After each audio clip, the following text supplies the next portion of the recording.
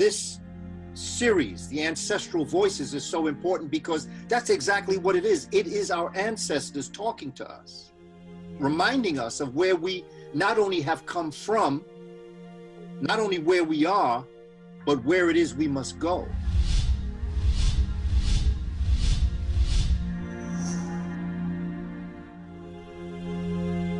The creator or God is actually nature, and nature manifests as this universal intelligence that we commonly call God.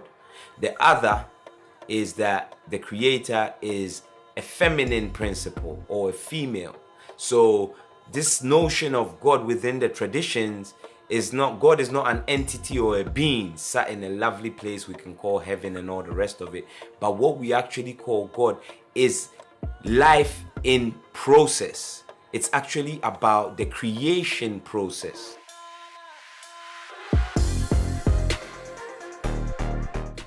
African cosmologies are ecological in their teachings. So it's all about living in harmony with your natural environment. Therefore, respecting nature is an essential tenet that you will find in all of the cosmologies across the continent. Simply because it's a natural science. It's not divorced from nature.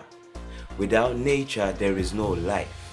So long as there continues to be nature, which then sustains human and other animal life, there will always be African spirituality.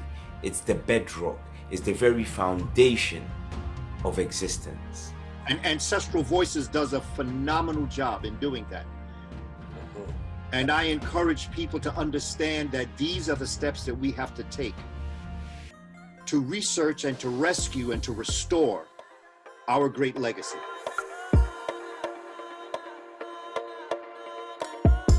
It's embedded in many of the traditions to keep the memory of someone alive. Even if it's through storytelling, it's about continuing that legacy and also maintaining memory, because in the African worldview, one of the most important things is that a person never really dies until nobody remembers them anymore. So it's about honoring that memory and keeping that spirit alive.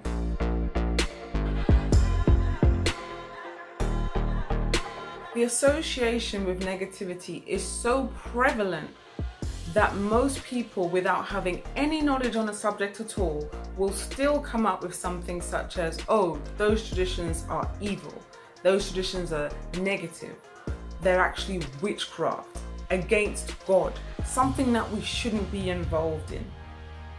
And this is something that is internalized from Africans on the continent to those in the diaspora and people globally.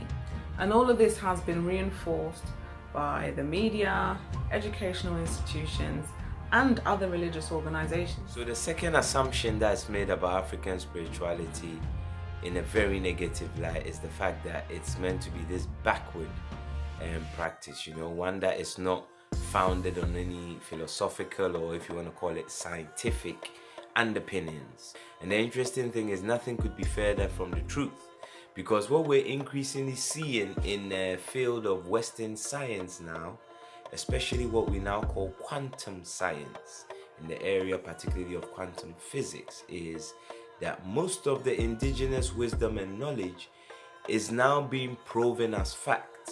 2013, Emory University, the School of Medicine, conducted a research into how DNA determines a person's personality and general character, okay? And what they found or concluded was that everything that you think about yourself, your phobias, your preferences, your dislikes, all these things are determined by markers in your DNA, and they're all from previous ancestors that you have had.